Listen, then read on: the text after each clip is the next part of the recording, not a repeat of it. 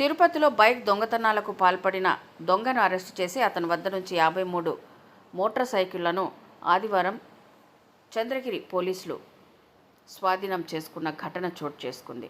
వివరాల్లోకి వెళ్తే ఆదివారం చంద్రగిరి బైపాస్ రోడ్లో ఉన్న వార్తా క్రాస్ జంక్షన్ వద్ద వాహనాలు తనిఖీ చేస్తుండగా ఒక మోటార్ సైకిల్పై వస్తున్న వ్యక్తి పోలీసులు వాహనాలు తనిఖీ చేస్తున్నారని గమనించి అతను పారిపోయేదానికి ప్రయత్నించారు.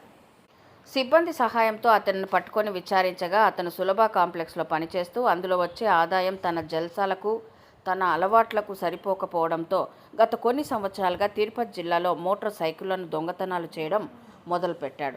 అతనిపై గతంలో కూడా తిరుపతి జిల్లా నందు పలు పోలీస్ స్టేషన్లలో మోటార్ సైకిళ్ల దొంగతనం కేసులు ఉన్నాయని తిరుపతి జిల్లా ఎస్పీ హర్షవర్ధన్ రాజు మీడియాకు వివరించారు. ముద్దాయి Kumar Tiruchanur, Tirupati rural, Chandragiri east, west, Alipiri, SV university campus police స్టేషన్లో, Yerpedu police station, Srikalahasti town తదితర పోలీస్ స్టేషన్లలో 53 మోటార్ సైకిళ్లు దొంగతనాలు చేశాడు.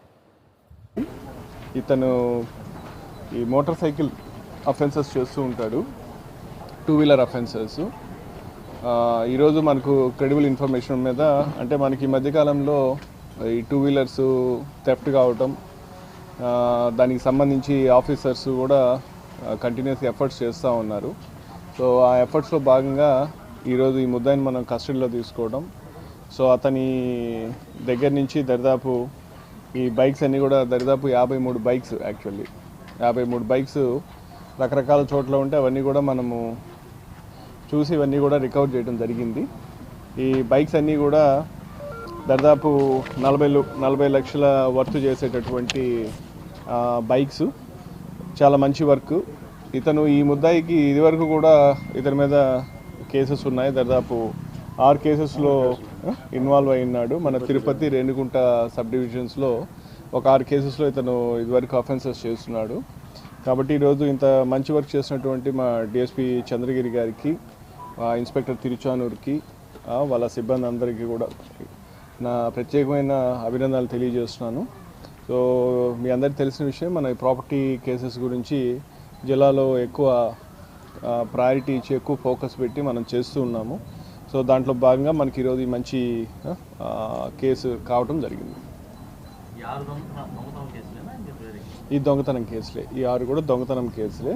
సో ఇతని మీద షీట్ కూడా చూసి మనం ఒక షీట్ కూడా ఓపెన్ చేయడం జరుగుతుంది. ఇతని మీద కేసులు అయినాయి, గ్రేవ్ కేసెస్. దాంట్లో కూడా దాదాపు ఒక 20 లక్షల రూపాయల నగదు మనం రికవర్ చేయడం జరిగింది. దాంట్లో కూడా ఒక పాప, వాళ్ళకి సంబంధించిన బంధువులు కావచ్చు, తెలిసిన వాళ్ళ ఇంట్లో 2 ఇళ్లలో చేరి దాదాపు 20 లక్షల వర్త్ బంగారపు ఆభరణాలు దొంగిలించి వాళ్ళ బాయ్ ఫ్రెండ్కి ఇవ్వడం జరిగింది.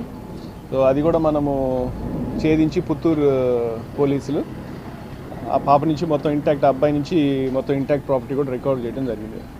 సో ఈ 2 కేసులని మనకు దాదాపు ఒక 60 లక్షల విలువ చేసేటటువంటి నగదుని మనము ఈ అఫెండర్స్ నుంచి మనం రికవర్ చేయడం జరిగింది. మనకు 2 వీలర్స్, 2 వీలర్స్ చాలామంది ఉంటారు మనకు, చాలా అంటే వీళ్ళలో చాలామంది మనకి ఎంఓ అఫెండర్స్ కింద 2 వీలర్ అఫెండర్స్ ఉంటానే ఉంటారు. మనం వాళ్ళని ఎప్పుడు పిలిపించి వాళ్ళ మీద నిఘా పెట్టడం చేస్తూనే ఉంటాం. వీళ్ళు ఏమంటే పోతారు, రిమాండ్ చేస్తాము, జైలు నుంచి వస్తారు, మళ్ళీ ఏడో చోట దొంగతనం చేస్తూ ఉంటారు. సో ఇదొక నిరంతర ప్రక్రియ. సో మనం కూడా అందుకని వీళ్ళందరి మీద కూడా ఎప్పుడు ఖచ్చితమైన నిఘా పెట్టి, షీట్లు ఓపెన్ చేసి నిఘా పెట్టి చేస్తుండటం వల్ల మనకు చాలా అఫెన్సెస్ కంట్రోల్లో ఉంటాయి. కొన్ని జరిగినా కూడా మన వాళ్ళు త్వరగా వాళ్ళని పట్టుకొని వచ్చి చేసినప్పుడు కూడా మనకు రికవర్ అయ్యే అవకాశం కూడా ఎక్కువ ఉంటుంది, డిటెక్షన్.